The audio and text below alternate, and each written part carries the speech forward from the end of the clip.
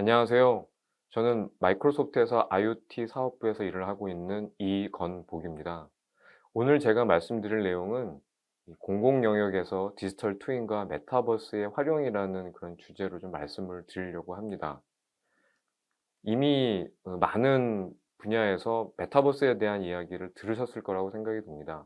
메타버스는 최근 들어서 다양한 산업계 그리고 다양한 영역에서 이 메타버스에 관심을 가져주시고 앞으로 이런 메타버스 세계에서 어떻게 활용을 하게 될 것인가에 대한 부분들에 대해서 많은 분들에 대한 논의, 그다음에 궁금증, 그다음에 이미 적용된 어떤 그런 사례들이 나오고 있습니다. 메타버스의 굳이 정의에 대한 부분들은 제가 다시 말씀 안 드려도 워낙 많이 들으셨겠지만 이 메타라는 단어와 그 벌스라는 두 단어가 합쳐진, 즉 어떤 가상의 추상이라는 어떤 메타의 어떤 의미와 어떤 세계라는 의미를 가지고 있는 벌스라는 두 단어가 합쳐져서 혹자는 가상의 세계 또는 추상의 세계라고도 얘기를 하게 됩니다. 하지만 그보다는 쪼끔 더 큰 개념이 있다고 생각이 들고요. 그래서 뭐 과거에 있었던 그런 버추얼 월드, 흔히 뭐 그대로 얘기를 하자면 가상 세계와 같은 그런 것과 메타버스가 과연 어떤 차이가 있는지 아마 궁금하게 생각하실 겁니다. 메타버스는 그냥 별거 아닌 그냥 가상의 세계를 이름을 다른 것으로 이렇게 표현한 게 아닌가라고 생각하실 수도 있고요. 물론 여러 가지의 어떤 산업계라든지 영역에 따라서 이 메타버스를 정의하는 것이 쪼끔은 다릅니다. 그 사전적인 의미와는 더불어서 이 좀 더 다른 측면에서 본다라면 저희가 이미 이런 메타라는 단어에 대해서는 메타데이터 또는 메타 이론에 대한 그런 단어로서도 활용을 많이 했습니다. 뭐 메타데이터라는 것은 데이터를 설명하기 위한 데이터, 메타 이론이라는 것은 이론을 설명하기 위한 또 다른 이론, 그렇게 사용을 됐듯이 이 메타버스라는 건 어떻게 보면 '세상을 설명하기 위한 또 다른 세상이 아닐까.' 저는 생각이 듭니다. 그래서 뭐 우리가 이미 현실 세계를 살고 있지만 좀 더 우리가 현실 세계를 잘 살고 우리 현실 세계에서 발생하는 어떤 문제점들을 좀 더 원활하게 해결하기 위해서 가상의 공간 또는 또 다른 어떤 세상을 만들어서 거기서 문제를 확인하고 해결하고, 그다음에 우리가 그걸 통해서 좀 더 앞으로 현실을 좀 더 이롭게 만드는 그런 의미로서의 메타버스라면 좀 더 우리가 오늘 말씀드릴 이런 주제와 관련해서도 큰 의미가 있다고 생각이 듭니다.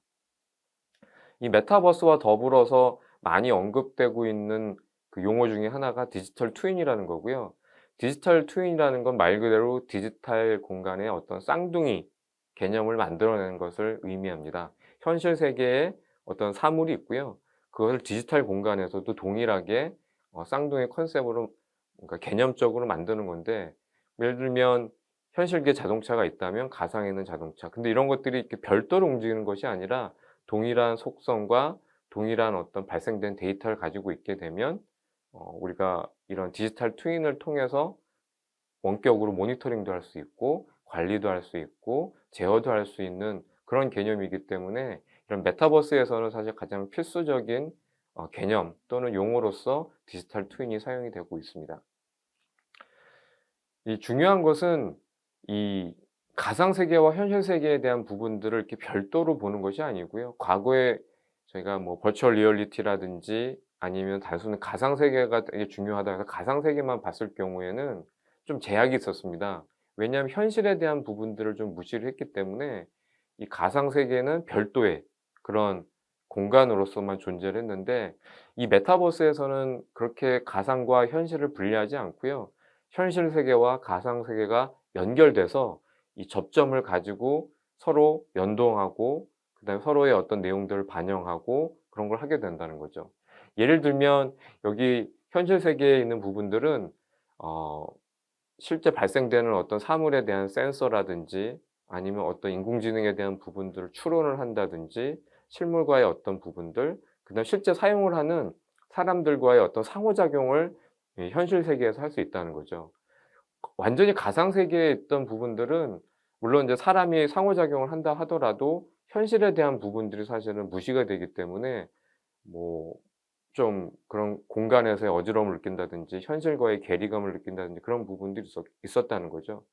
그래서 메타버스에서는 이런 가상 세계와 현실 세계를 좀 더 같이 묶어서 볼 수 있는, 즉 현실 세계에서는 센싱이라든지 사용자와의 상호작용을 하고, 가상 세계에서는 좀 더 이런 데이터를 분석을 한다든지 저장을 한다거나 아니면 렌더링을 하는 그런 역할들을 가상 세계에서 진행을 해서 현실과 가상 세계가 연결이 되는 그런 부분들을 더 중요하게 생각을 하고 있다고 보시면 될 것 같습니다. 그래서 이런 대표적인 사례가 뭐 여러 가지가 있습니다만, 최근 들어서 뭐 요즘 코로나 때문에 같이 이런 대회, 뭐 스포츠 대회 같은 경우는 사실은 진행할 수가 없습니다. 뭐 쪼끔 상황이 많이 좋아지긴 했지만, 그래서 화면에 보시는 것처럼 어 실내에서 인제 자전거에다가 센서를 붙여서 타고 있는데요.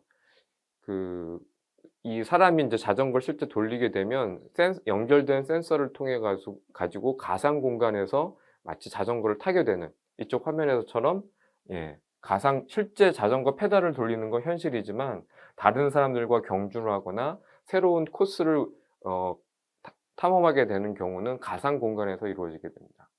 그래서 우리는 어떻게 보면 날씨가 아무리 춥거나 비가 오거나 그래도 자전거를 타고 어디론가를 갈 수가 있게 되는 거죠. 물론 현실에서의 운동을 한다든지 이런 부분들은 현실에서 발생되는 거긴 하지만, 여러 사람을 만나고 아니면 가 보지 못한 미지의 코스도 운행을 하게 되고요. 이걸 통해서 계속 사람이 또 체력이 증진이 될 수도 있는, 즉 가상과 현실의 어떤 결합된 사례라고 볼 수가 있습니다. 즉 이렇듯이 실제 행위는 어 현실에서 이루어지긴 하지만 커뮤니케이션이라든지 기록이라든지 이런 부분들은 가상 공간에서 만들어지게 됩니다. 어떤 게 가상이고 어떤 게 현실인지, 또는 그 즐기는 어떤 패턴들 자체가 과거와는 쪼끔 다른, 어떻게 보면 디지털 세상에 있는 연결된 부분들을 사람들이 많이 즐기고 있다라고 볼 수도 있습니다. 즉 저희가 메타버스에 대한 부분들을 많이 관심을 가지게 되는 것은, 가상 공간이라는 것은 어떻게 보면 디지털 공간이라고 얘기할 수가 있습니다. 그런 디지털 공간에서 벌어지고 있는 일들이 점점 증가를 하고 있기 때문에, 이런 디지털 공간에 대한 부분들 우리가 현실과 어떻게 잘 연결해서 현실과 디지털 공간에 대한 어떤 협력, 그다음에 그거의 어떤 조화로운 부분들이 어떻게 보면 메타버스 시대에서 가장 풀어야 될 문제이기도 하고 기회이기도 하다고 생각이 듭니다. 그러면 제가 조금 전에 말씀드린 것처럼 자전거를 타는 행위는 사실 현실에 있었지만 가상 공간에도 그 사람이 바퀴를 돌린 만큼 움직이는 디지털 트윈이 있게 됩니다.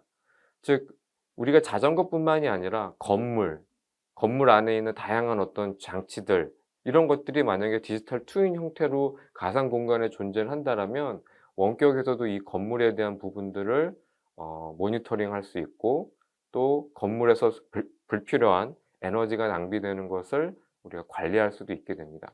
즉 이렇게 디지털 트윈은 모든 사물이 사실 디지털 트윈의 대상이 될 수가 있고요.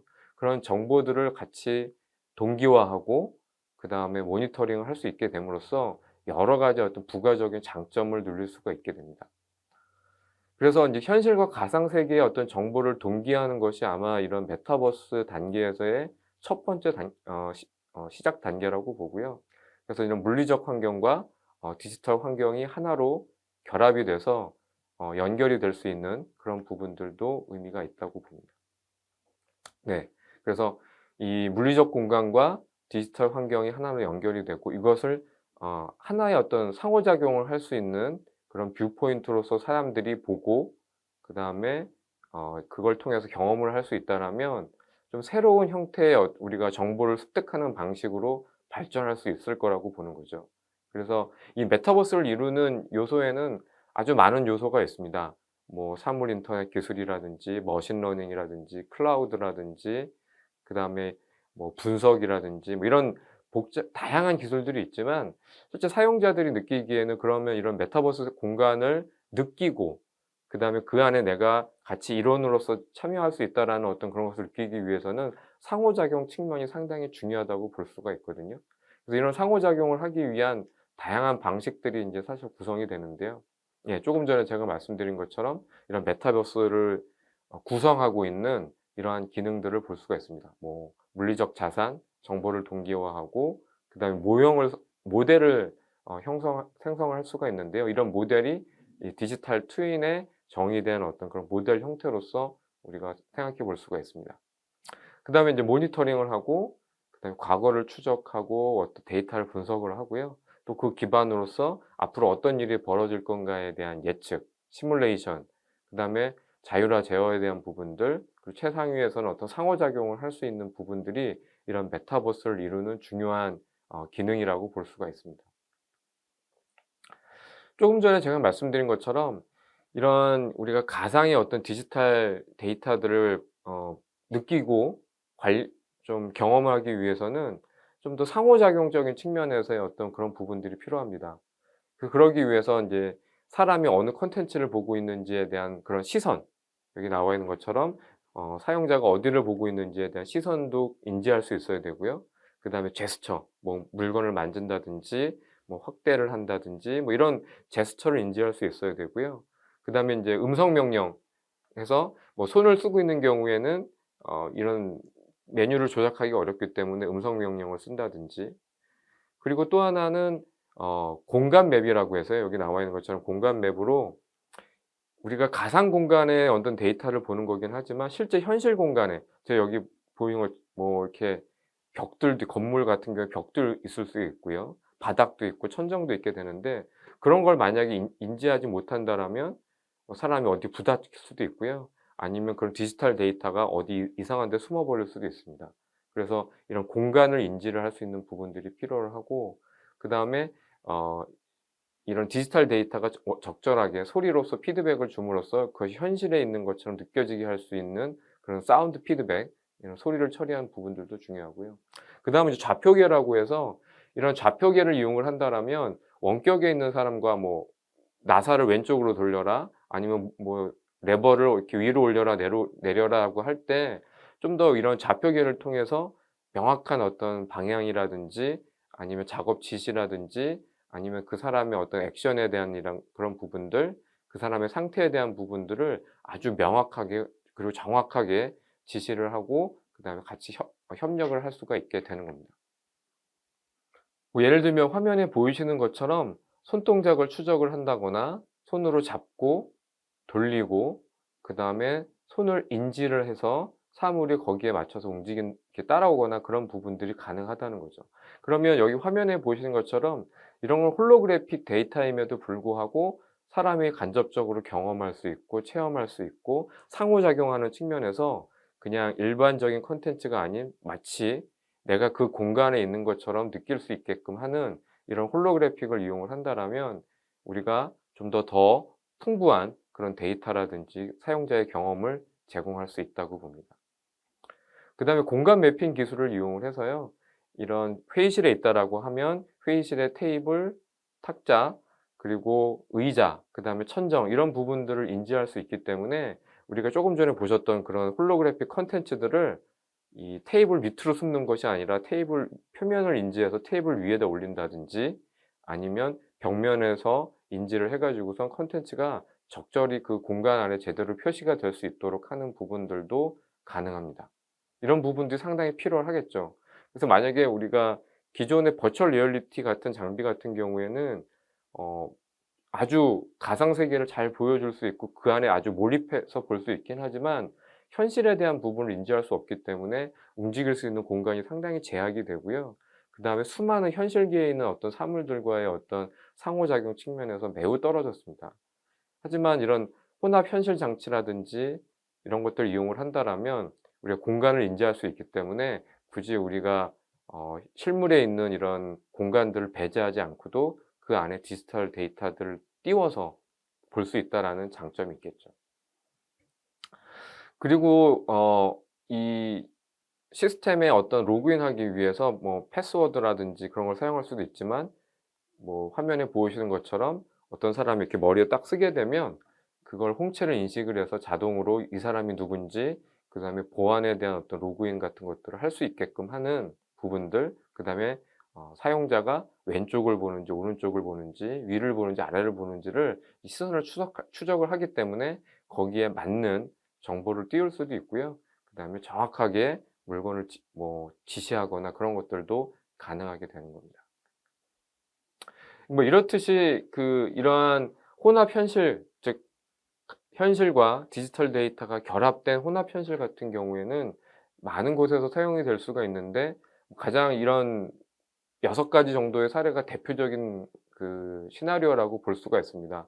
첫 번째로는 이제 원격 전문가로부터 지원을 받을 수가 있고요. 뭐 제가 현장에서 어떤 일을 하는데 그 전문가분은 제가 아주 그렇게 전문가는 아니다고 하게 되면, 그 전문가가 만약에 뭐 해외에 있다거나 아니면 어디 지방에 있다거나 그렇게 되면 그분과 이렇게 연결이 돼서 같이 어 업무를 진행할 수 있는 부분들도 가능하고, 그다음에 어떤 직무 교육이라든지 아니면 운동 활동이라든지 이런 부분들 때 올바른 자세를 갖춘다든지 하는 경우에도 사용이 될 수가 있습니다. 그다음에 어떤 몰입형 회의라든지, 사람들이 단순하게 비디오 회의라든지 음성 회의에만 의존하는 것이 아니라 이런 몰입형의 어떤 회의 공간을 통해서 좀 더 효율적인 회의를 할 수도 있고요. 그다음에 원격 IoT 정보를 지원을 한다거나 아니면 상호 어떤 협력 디자인을 하고, 또는 이런 쌍방향 통신 및 문화의 생성을 할 수 있도록 우리가 이런 가상과 현실에 대한 부분을 결합을 하게 되면 이런 주요한 어떤 시나리오들이 가능하게 되는 것을 우리가 볼 수가 있습니다. 그래서 아마 제일 관심이 있으실 만한 부분들이 이제 공공 영역에서의 어떤 적용 시나리오가 뭐가 있는지 아마 궁금하실 것 같은데요. 사실 아주 많은 영역에서 적용이 가능합니다. 뭐 시설물 관리라든지, 여기 나와 있는 것처럼 뭐 시설물 관리, 그다음에 이런 건강에 대한 풍부한 정보를 제공한다거나, 어떤 특정 그런 움직이는 장비에 대한 검사를 시행을 할 수가 있고요. 그다음에 공공 안전 측면에서도 뭐 위험이 감지되는 부분들을 빨리 이렇게 디지털 형태대로 데이터를 보여준다든지, 뭐 건축물 안전에 대한 부분들, 그다음 시스템 운영하는 측면에서도 운영자들이 상당히 많은 화면을 보셔야 되는데, 그런 많은 화면들을 좀 더 효율적으로 가상 홀로그램으로 띄운다라는 의미가 있을 수가 있고요. 뭐 교육 훈련, 뭐 많은 교육 환경에서도 이 홀로그래픽을 이용을 해 가지고 좀 더 효율적으로 교육을 하고, 그다음에 아주 숙련자의 경험을 그대로 이어받아서 '아 이렇게 하는구나 숙련자들은.' 그런 것들을 인제 교육을 처음에 받으시는 분들한테도 안내를 해 드릴 수가 있겠죠. 그다음에 뭐 주요 시설물의 유지 보수를 하는데, 기존에는 우리가 시설물 유지 보수를 할 때 뭐 정기 점검, 뭐 일간, 주간, 월간, 뭐 분기 이런 식으로 이렇게 기간을 정해 놓고 점검을 했는데, 그게 아니라 데이터가 잘 들어오게 되면 예측 분석을 통해 가지고 이런 문제가 발생하기 이전에 미리 예측을 해서 '앞으로 며칠 후에 이런 일이 발생할 것 같으니까 지금쯤 점검을 해야 된다.'라는 이런 것들도 가능할 수가 있습니다. 실제 전 세계적인 엘리베이터 회사인 티센크루프 같은 경우에는 요 화면 사진에 보시는 것처럼 엘리베이터를 유지 보수하는 데 있어서도 이런 홀로그램 장치를 이용을 해 가지고 사용하는 경우도 있고요. 기타 인제 어떤 정부에서 정의한 어떤 규정이라든지 그런 부분들을 우리가 잘 하는 측면, 그다음에 그런 여러 가지 인제 우리가 정해져 있는 그 규칙들, 그런 걸 할 때도 이런 홀로그래픽 데이터를 같이 결합을 한다라면 유용하게 사용할 수가 있을 것 같습니다. 그럼 이제는 쪼끔 이야기를 좀 바꿔서요. 그 많은 우리가 이제 사물에 대한 데이터를 디지털 공간으로 옮기고 그것들의 데이터를 볼 수 있다라는 거에 대해서 말씀을 드렸는데, 만약에 우리가 사람과 사람 측면에서도 그 이런 디지털 공간, 즉 메타버스 공간에서 원활하게 대화를 할 수 있는 방법들이 뭐가 있을까? 근데 디지털 공간이기 때문에 또 현실과도 결합이 돼야 되고 한다라면 이런 것들을 우리가 효과적으로 뭐 '어떻게 할 수 있을까?'라고 궁금해하실 것 같은데요. 그래서 마이크로소프트에서는 이 메쉬라는 플랫폼을 올해 초에 발표를 했습니다. 그래서 현재는 이제 일부 소수의 고객과 파트너분들이 지금 테스트를 진행 중에 있는데요. 이 마이크로소프트 메쉬라는 걸 이용을 하게 되면 마치 원격에 있는 사람들도 동일 공간에 존재를 하고요. 그다음에 어떠한 우리가 교육 훈련을 한다든지 아니면 작업을 할 때 그걸 마치 같은 공간에서 같은 경험을 할 수 있는 그런 동시 경험, 그다음에 우리가 회의를 연결할 때도 장소나 어떤 그런 거에 제약 없이 접근하고 사용할 수 있고 정보를 의견을 주고받을 수 있는 그런 플랫폼이 바로 이제 메타버스 플랫폼이 메시라고 얘기할 수가 있습니다. 화면에 보이시는 것처럼 이 동일 공간에 같이 있다라는 것 상당히 중요하거든요. 단순하게 우리가 음성이라든지 평면적인 어떤 비디오가 아니라 동일 공간에 있다라는 걸 통하게 되면 좀 더 우리가 효율적으로 얘기를 할 수가 있습니다. 그래서 화면에 보이시는 것처럼 가운데는 일반적인 그냥 현실 공간의 사람이 이렇게 이야기를 하고 있지만, 물론 이 사람은 이 홀로렌즈라는 그런 혼합 현실 장치를 머리에 쓰고 있습니다. 그래서 이 사람 눈앞에는 저 멀리 이렇게 홀로포테이션한, 이 사람은 아주 저 멀리에 있고요. 카메라로 자기 촬영된 어떤 자신의 모습을 이렇게 홀로그램으로 표시해서 회의에 조인을 했고요. 그리고 반대로 이쪽에 있는 사람은 어 이런 자신의 모습이 아닌 아바타, 자기가 즐겨 찾는 어떤 아바타의 어떤 그런 모습대로 이 회의에 참석을 했습니다. 그래서 뭐 마치 이 가운데 있는 테이블의 내용들을 같이 세 명이 다 같이 볼 수가 있고요. 그다음에 여기에 뭐 이런 홀로그래픽 데이터를 띄우게 되면 이 사람이 보는 뷰와 이 사람이 보는 뷰가 쪼끔은 차이가 있지만 3 차원 홀로그래픽이기 때문에 그거에 대한 것들을 이 세 사람이 동시에 경험하고 같이 의견을 나눌 수 있게끔 되는 겁니다. 그래서 우리가 실제 대화를 할 때도 단순하게 그 사람의 목소리라든지 얼굴 표정뿐만이 아니라 행동, 제스처, 그다음에 뭐 여러 가지 어떤 그런 걸 통해서 그 사람이 어떤 생각을 가지고 있는지, 아니면 전달하고자 하는 게 뭔지에 대한 것들을 우리가 알 수가 있습니다. 즉 그래서 그런 부분들을 이러한 그 홀로그램 또는 아바타 이런 것들을 이용을 하고요. 그것이 완벽하게 가상 공간이 아니라 여기 보이시는 것처럼 현실과 가상이 결합된 이런 공간에서 우리가 회의를 같이 함으로써 좀 더 효율적으로 논의를 할 수가 있겠죠. 그뿐만 아니라 인제 동일한 경험을 하기 위해서 요 화면에 보이시는 것처럼 이런 자동차의 홀로그램을 가운데 띄워 놓고요. 뭐 아바타로 들어온다거나 아니면 현실 공간에서 이러한 그 홀로그램 데이터를 가지고 서로 의견도 주고받고요. 그리고 이 가운데 우리가 관리하고자 하는 어떤 개발하고자 하는 이런 자동차 홀로그램에 대해서 한 가지 모습만 보는 게 아니라 어떤 사람은 이쪽에서 보는 뷰 포인트, 이 사람은 아바타를 이용해서 뒤쪽에 돌아가서 이런 또 다른 측면에서의 어떤 의견을 줄 수 있기도 합니다. 같은 경험을 하고 있지만 그런 경험들을 사실은 좀 더 다른 시각으로 보고 의견을 나누고 이해할 수 있는 그런 서비스가 된다라면 좀 더 우리가 많은 일을 진행할 수 있다라고 생각을 하고 있습니다. 그래서 장치는 뭐 반드시 홀로렌즈와 같은 그런 혼합 현실 장치만 쓰는 것이 아니라 이런 몰입형 VR 장비, 그다음에 태블릿 이런 장비들을 이용을 해서 조금 전에 보셨던 그런 마이크로소프트 메시 서비스를 이용을 해서 우리가 원격지에 있는 홀로그램 데이터를 본다거나 의견을 주고받는다든지 그런 것들이 가능하게 됩니다. 그리고 원격 지원을 통해서 우리가 원격에서 이렇게 홀로그래픽으로 띄워진 사람들의 모습을 보면서 상대방도 어떤 형태를 하고 있고 어떤 모습을 하고 있고, 만약에 어 이런 만약에 그런 대사증후군에 대한 부분들이 있다라면 그런 걸 가이드를 받을 때 정확하게 진단을 한다거나, 아니면 실제 모든 의사가 사실은 현장에 다 갈 수 없기 때문에 아주 도서 지역이라든지 아니면 원격에서 응급한 환경에서는 또는 이런 도움을 받아서 아주 그런 부분들에 대한 전문가에 대한 어떤 그런 지원 서비스들도 이렇게 홀로그램과 원격 지원을 통해 가지고선 가능한 그런 부분들이 될 수가 있습니다. 그다음에 좀 더 흥미로운 어떤 실제 적용 사례인데요. 이 공간 기반의 홀로그램을 통해서 인제 운동에 대한 가이드를 제공을 하는 겁니다. 여기 보시면 실제 아마 사람처럼 보이실 것 같은데 그냥 일반 사무실 공간에 요 역기를 들고 있는 사람 이 모습은 사실 홀로그램입니다. 홀로그램인데 이 홀로그램이 그래서 어떻게 뭐 들고 이런 것들을 보여주는데 바닥을 정확하게 인지를 하게 됩니다. 그래서 이런 실제 건물 바닥에 여기 보시는 것처럼 이 홀로그램이 가상의 어떤 홀로그래픽 데이터이긴 하지만 아까 말씀드린 공간을 인지하기 때문에 바닥에서 이렇게 올리고 이 사람이 내릴 때도 정확하게 그 바닥에 이런 홀로그래픽을 하게 됩니다.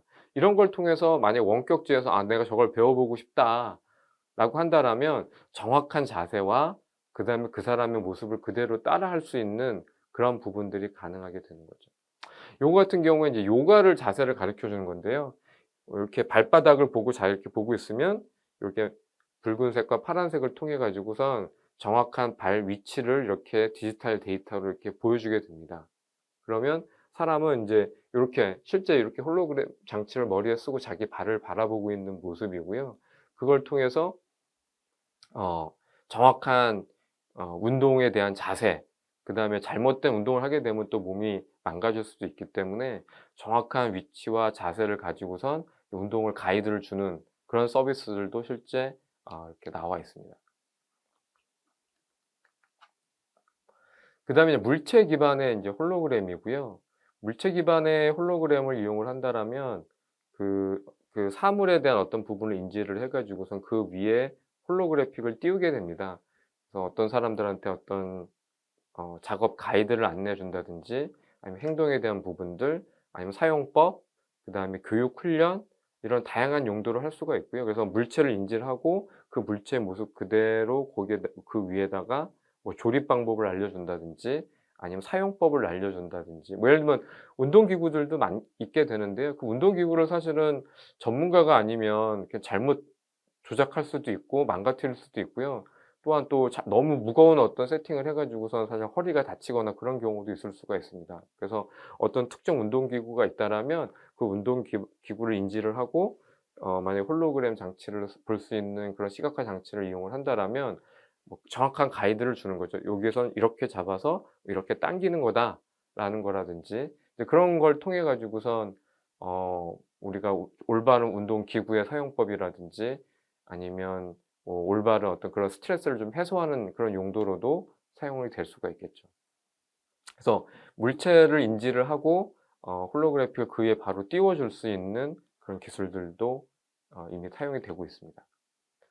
그다음에 인제 콘텐츠 공유와 인제 환경 지속적인 측면인데요.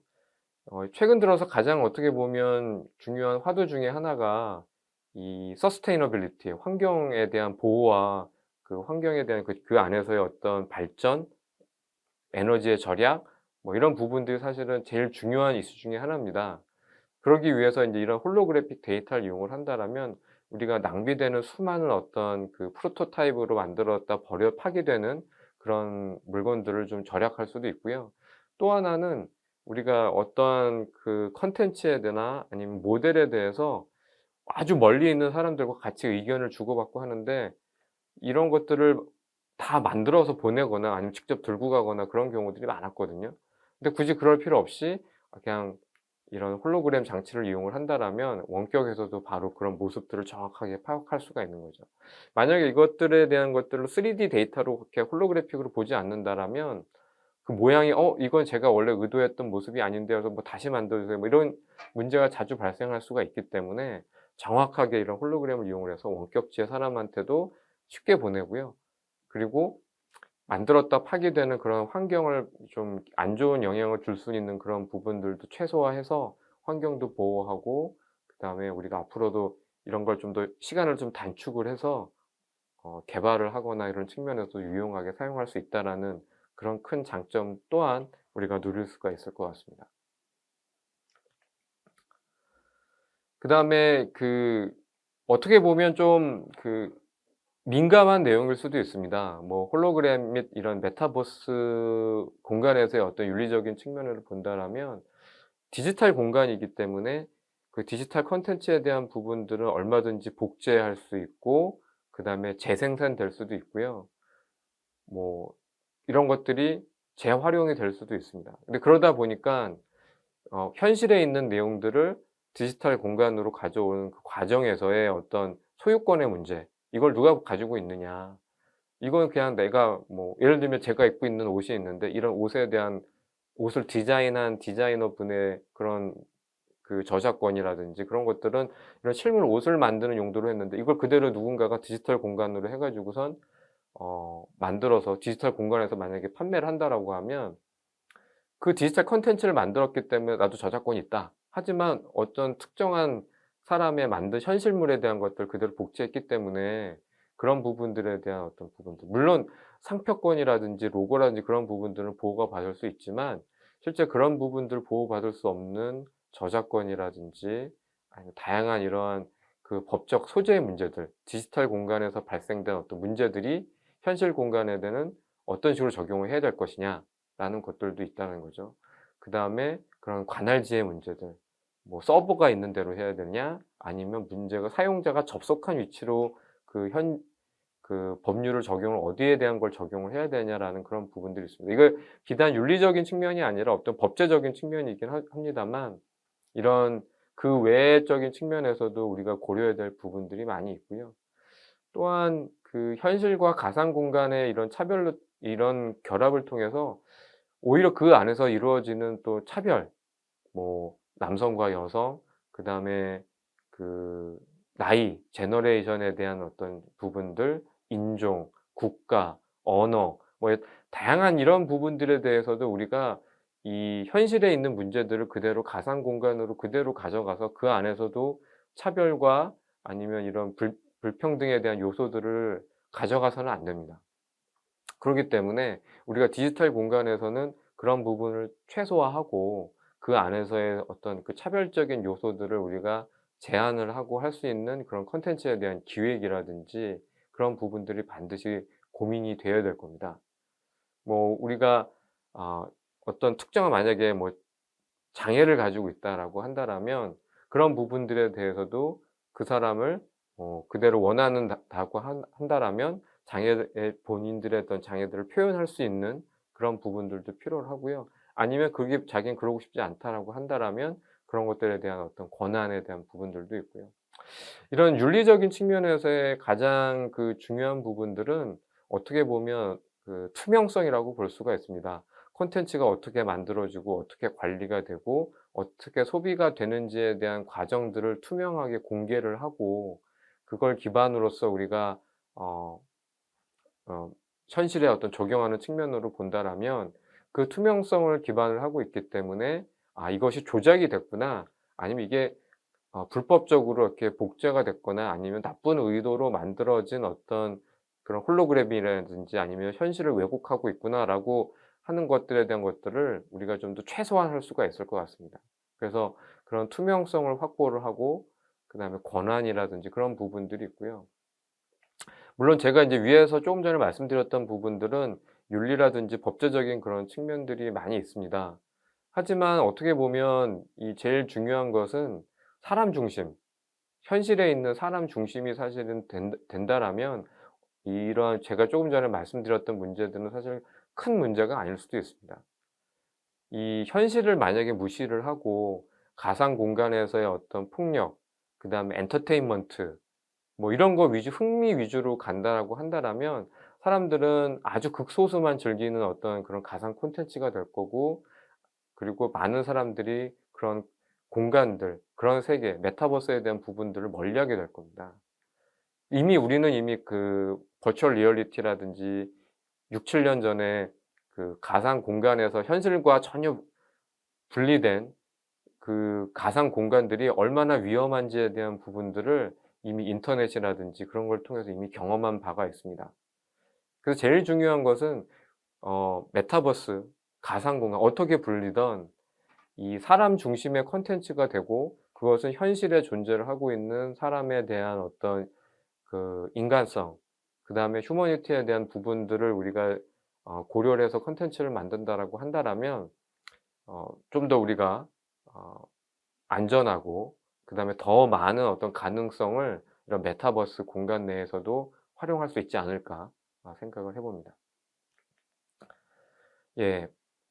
그리고 마지막으로 인제 우리가 그 쪼금 전에도 제가 말씀을 드리긴 했지만 이 현실을 위한 기술이어야 되지 가상 공간만을 위한 기술은 되어서는 안 됩니다.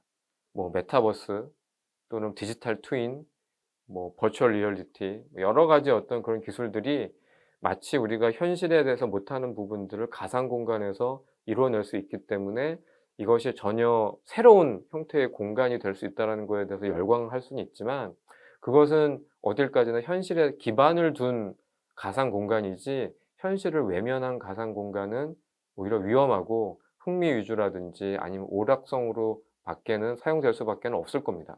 그래서 이 현실과 가상 공간을 연결한 것이 중요하다라는 거에 대해서 제가 초반부터 설명을 드렸고요.